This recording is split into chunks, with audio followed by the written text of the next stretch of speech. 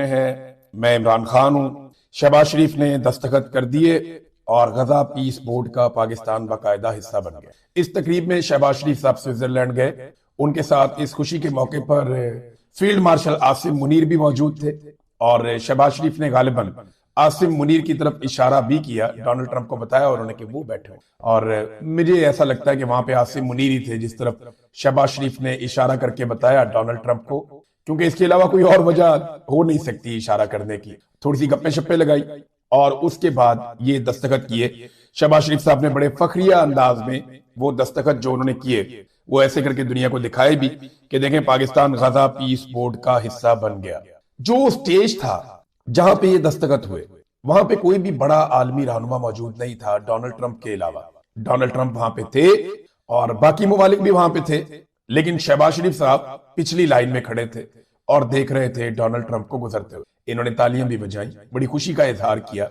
देखिए अरब रहनुमा क्यों नहीं आए? मैंने वहां पे तुर्की के सदर को नहीं देखा, मैंने मोहम्मद बिन सलमान जो बहुत बड़े बड़े कदावर दो बड़े रहनुमा है, मैंने दोनों को नहीं देखा। उसकी वजह क्या है? जो मुझे समझ आती है वो ये है कि अरब हुक्मरान ये जानते हैं कि जब तक फलस्तीन एक रियासत नहीं बन जाता मशरिक वस्ता में अमन कायम नहीं होगा। देर पा अमन कायम होने के लिए फलस्तीन की एक रियासत बनानी पड़े और वो ये भी जानते हैं कि ये एक कोशिश की जा सकती है कि इसके जरिए से शायद अमन आ जाए, लेकिन इसका नतीजा शायद उन्हें लगता है कि वैसा नहीं निकले। अब दुनिया के साथ चलना तो है, उन्होंने इतनी गर्मजोशी नहीं दिखाई जितनी गर्मजोशी पाकिस्तान ने दिखाई है। वो ये जानते हैं कि अभी सफर बहुत लंबा है, मशरिक वस्ता में फलस्तीनी रियासत के कयाम के बगैर अमन मुमकिन नहीं है और फलस्तीनी रियासत बनानी पड़ेगी।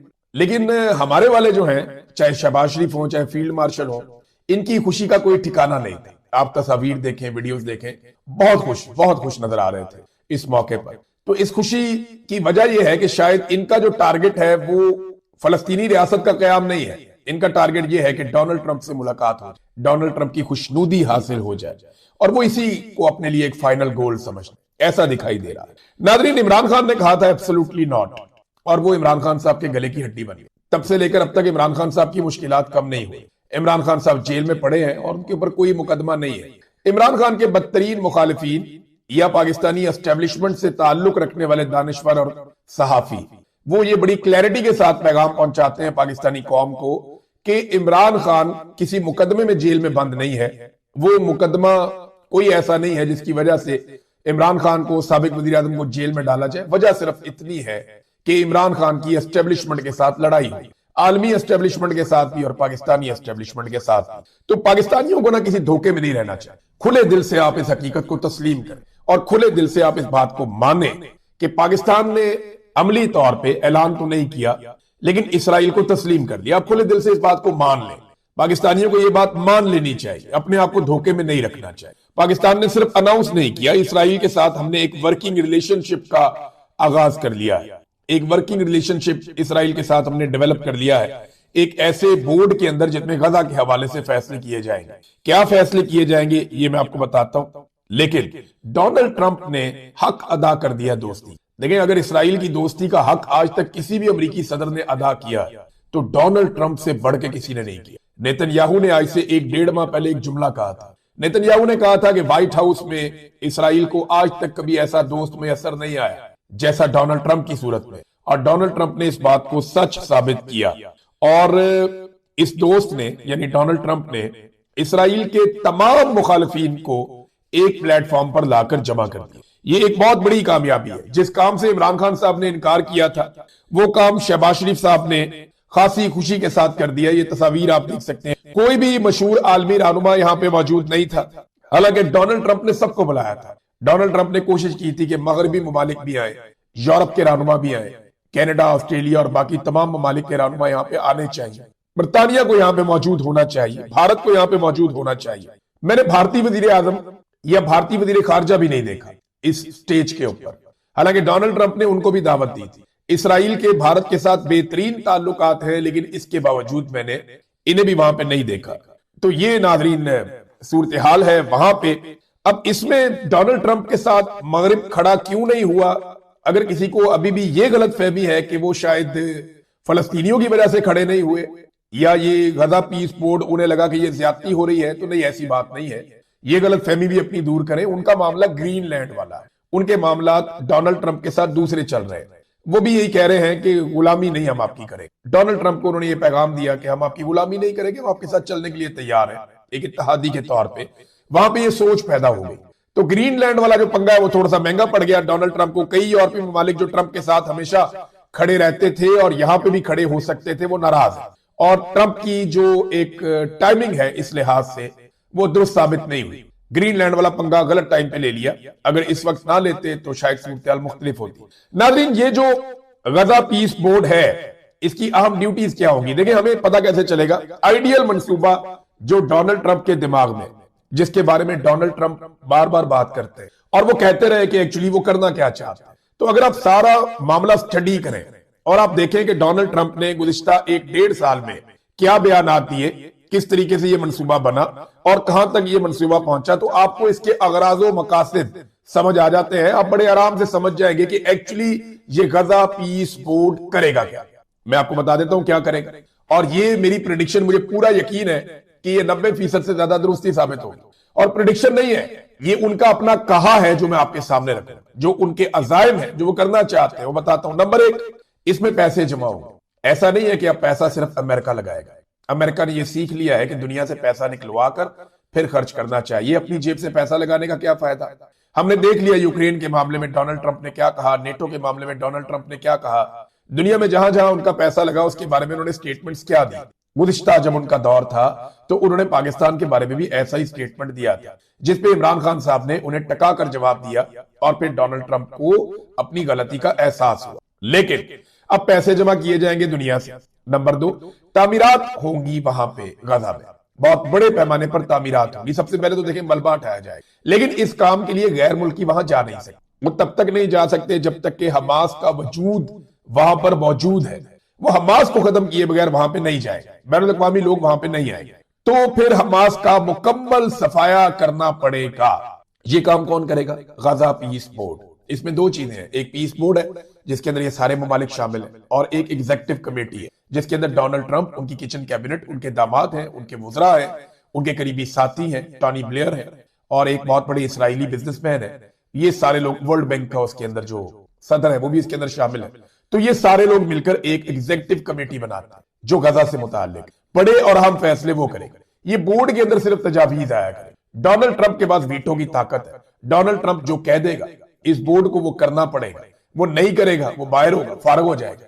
तो डोनाल्ड ट्रंप के पास सारी की सारी ताकत है। वैसे भी डोनाल्ड ट्रंप की बात मानेंगे ये सारे जो लोग आए।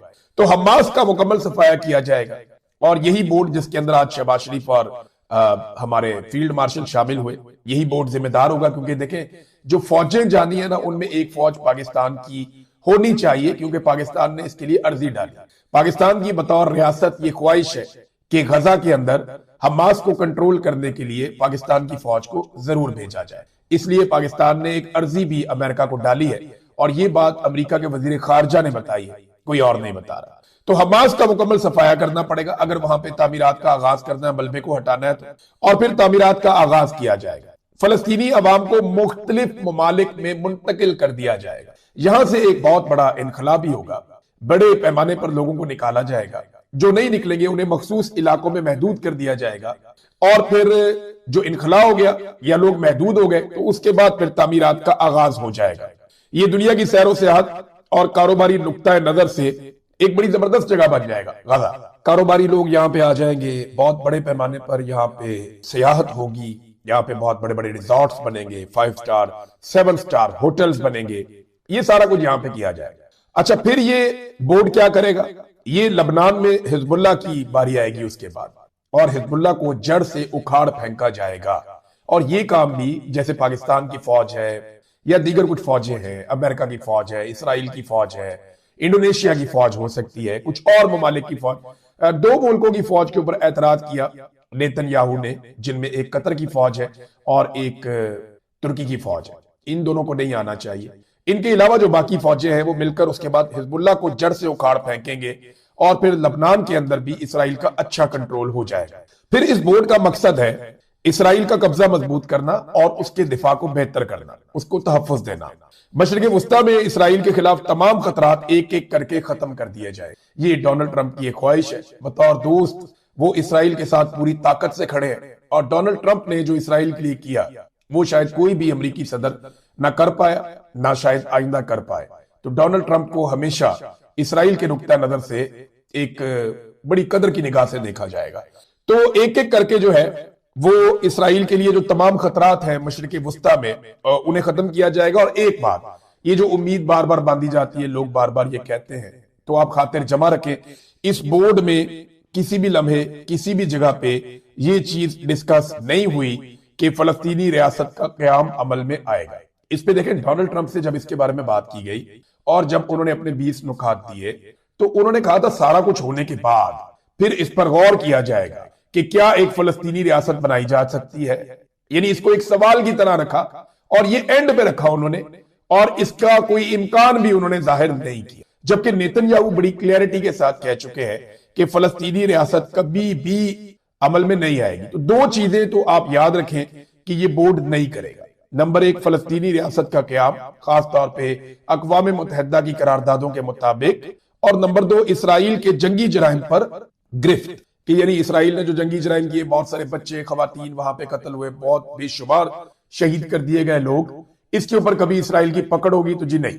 ये बोर्ड मौजूद है, इस बोर्ड के मैंडेट में ये कभी नहीं होगा, और ये होता हुआ तो मैं बिल्कुल नहीं देख रहा। तो आप खातिर जमा रखें, चंद चीजों की क्लैरिटी है और बड़ी साफ साफ कि पाकिस्तान की रियासत ने, आसिम मुनीर साहब ने और शहबाज शरीफ साहब ने मिलकर गजा पीस बोर्ड को ज्वाइन कर लिया। उसके मकासद मैंने आपको बता दिए। डोनाल्ड ट्रंप बहुत खुश हैं, इसराइल बहुत खुश है, पाकिस्तान का इसराइल के साथ पहली मर्तबा एक जबरदस्त किस्म का वर्किंग रिलेशन डेवलप हो चुका है, और इस सिलसिले में अब गजा में तामीरात की जाएंगी, वहां पे फोर्सेस तैनात होंगी और वहां पे हमास को गैर मुसल्लह किया जाएगा। हमास का सफाया करने के बाद हिजबुल्लाह को जड़ से उखाड़ फेंका जाएगा। ये वो डेवलपमेंट्स हैं जो होने जा रहे हैं। अब नाजरीन, पाकिस्तान के अंदर जो रद्द-ए-अमल है ना, वो बड़ा इंटरेस्टिंग है।